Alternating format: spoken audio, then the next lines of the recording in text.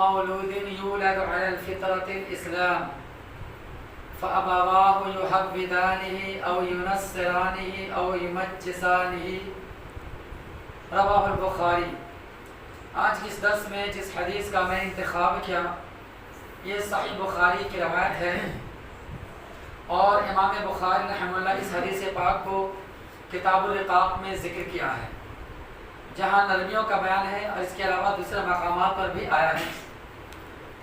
آج کے اس درس میں ایک اہم مسئلے کی وضاحت کر دینا مناسب سمجھتے ہیں، وہ یہ ہے کہ مسلم سماج میں، مسلم معاشرے میں جہاں بہت سارے بدعت و خرافات ہوتا ہے، ان میں سے ایک بدعت یہ بھی ہوتی ہے کہ جب کوئی بچہ کسی مسلمان کے گھر میں پیدا ہوتا ہے تو داہنے کان میں اذان اور بائیں کان میں اقامت کہی جاتی ہے، جبکہ یہ کہنا بھی بدعت ہے۔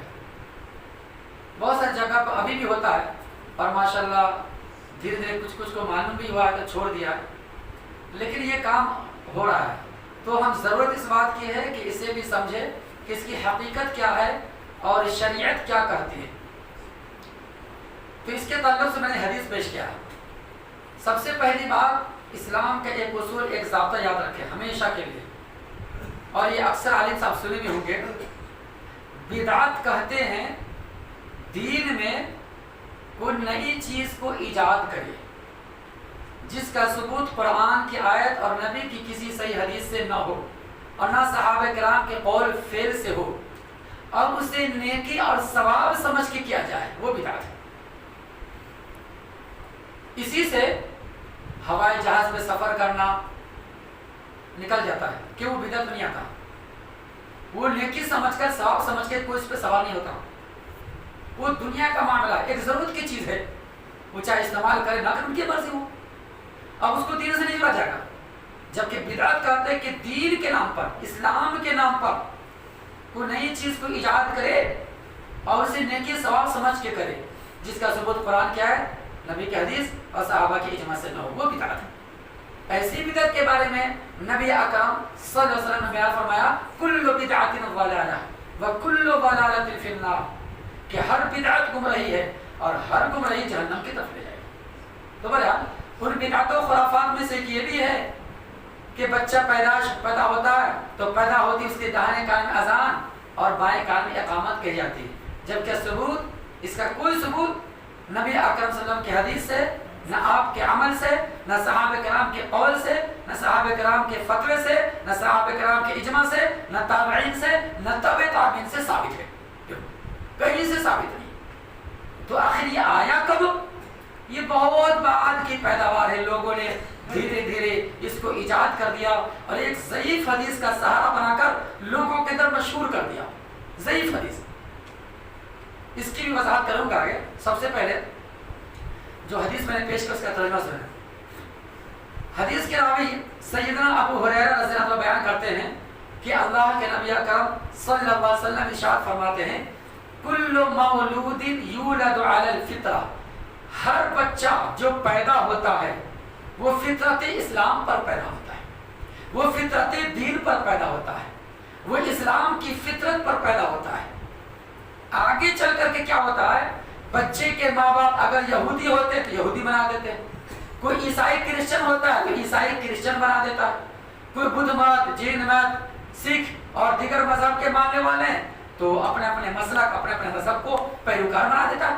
تو بچہ آگے چل کر کے ماں باپ کے تابع ہو کر نکل جاتا ہے، ورنہ بچے کی پیدائشی اسلام پر ہے، وہ مسلمان ہو کے پیدا ہوتا ہے، مسلمان، چاہے کافر کے گھر میں کیوں نہ پیدا ہو، وہ مسلمان ہی رہتا، فطرت۔ اب اس کو کون بگاڑتے، اس کو کون خراب کرتا، اس کے ماں باپ، اس کے گارجین، وہ آگے چل خراب کرتا ہے، اس کے دین کو، اس کے عقیدے کو برباد کرتا ہے۔ ورنہ اس کو فطری طور پر اگر چھوڑ دیا جائے بچے کو، کوئی آدمی نہ بگاڑے، کچھ نہ کہے، تو یقین جانو صحیح معنی بچہ آگے چل کر عقل ہوش رہے گا تو اس کہنے پر مجبور ہوگا کہ اللہ ایک ہے۔ یہ فطرت کی گواہی ہے، کائنات کے ذرے ذرے کی چیز اللہ کے ایک ہونے کی گواہی دیتا ہے، کوئی چیز ایسا نہیں جو اللہ تعالیٰ کے ایک ہونے کی گواہی نہ دے۔ تو اب جب بچہ اسلام میں پیدا ہوا مسلمان ہے تو پھر کان میں اذان دینے کا مطلب کیا؟ کہ مسلمان نہیں تھے اس لیے اذان دے رہے کیا؟ اچھا دوسری بات، عام طور پر کیا ہوتا ہے، لوگ رائے قیاس کی طرف جاتے ہیں، کہتے ہیں کہ جب وہ بھائی پیدا ہوا بچہ ہے نا، اس کے کام میں پہلے اللہ کا نام جانا چاہیے. ٹھیک ہے اللہ کا نام جانا چاہیے، میں بھی مانتا ہوں اللہ کا نام جانا چاہیے، اللہ کی بڑائی جانی چاہیے، لیکن مجھے یہ بتاؤ یہ جو کام کر رہے ہو کہ اللہ کا نام جانا چاہیے یا اذان دینا چاہیے کہ اذان میں اللہ کا نام ہوتا ہے، تو اذان دینا نیکی ہے یا بدعت ہے؟ بتاؤ. اذان دینا نیکی ہے گناہ؟ کوئی دنیا کا مولوی کیوں نہیں کہے گا گناہ ہے؟ ہر عالم یا ہر آدمی تو یہی بولے گا اذان دینا نیکی ثواب ہے. جب نیکی ثواب ہے تو نیکی ثواب کے لیے دلیل چاہیے نا. کیا اللہ کے نبی کو نہیں معلوم تھی بات کہ اذان دینا نیکی ہے؟ چلو تو اب حکم دے دیتے ہیں یا ہم بچے پیدائش اذان دے دیتے ہیں. آخر اللہ کے نبی کیوں نہیں دیے؟ صحابہ کرام کیوں نہیں دیے؟ اگر اس طریقے سے جھوٹ چھوڑ دی جائے تو ہر کوئی اپنے اپنے دین کو سمجھنے لگے گا، اپنے اپنے مرضی سے اپنے اپنے دماغ سے دین کو سمجھنے لگے گا. تو اذان دینا ایک نیکی، جیسے ہر نماز کے لیے اذان ہوتی ہے وہ ایک نیکی ثواب ہے، اس کا ثبوت ہے. اسی طریقے سے بچے کے پیدائش کے کان میں اذان دینا یہ بھی نیکی، اس نیکی کے لیے دلیل چاہیے. جب دلیل نہیں ہے تو اس کا مطلب یہ چیز صحیح نہیں ہے. یہ اس کا دوسرا جواب. تیسرا جواب، اصل کیا ہے؟ ابو داؤد میں ایک روایت ہے اور ترمذی میں بھی روایت ہے اور مسند احمد میں بھی. اس روایت کو لوگ دلیل بنا کر کہتے ہیں کہ بچے کے پیدائش ہو تو اس کے کان میں اذان دینی چاہیے اور بائیں کان میں اقامت. جبکہ اس حدیث کی اگر چھان بھٹک کیا گیا، اس کی تحقیق کی تو پتہ چلا وہ حدیث ضعیف ہے. کیسے ضعیف ہے؟ حدیث کے راوی بیان کرتے ہیں کہ حسن حسین جب پیدا ہوئے، فاطمہ رضی اللہ عنہا نے جب حسن حسین کو ولادت دی تو ان کے کان میں نبی اکرم صلی اللہ علیہ وسلم نے اذان دی. یہ دلیل پیش کرتے ہیں. اب جب اس کی حدیث کی سند اور اس کی جانچ پڑتال کی گئی تو سارے کے سارے محدثین کے نزدیک، ایک تو محدث نہیں، سارے محدثین کے نزدیک بالاتفاق یہ حدیث ضعیف ہے.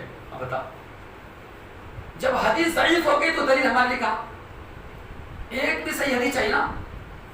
اور لوگوں کا یہ عقیدہ، یہ کہنا کہ دیکھو بھائی وہ کون سی نماز جس کی اذان نہیں، وہ کون سی اذان جس کی نماز نہیں. دیکھو ایسے بھی لوگ بنا دیں، مشہور کر دیا.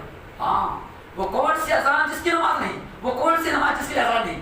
جنازہ اذان ہوتا نہیں ہوتا، بچہ پیدا ہوا اس کا اذان ہوتی ہے، نماز نہیں. دیکھو ایسے بنا کے پیش کر دیا، جبکہ یہ بھی غلط ہے، بے بنیاد بات ہے.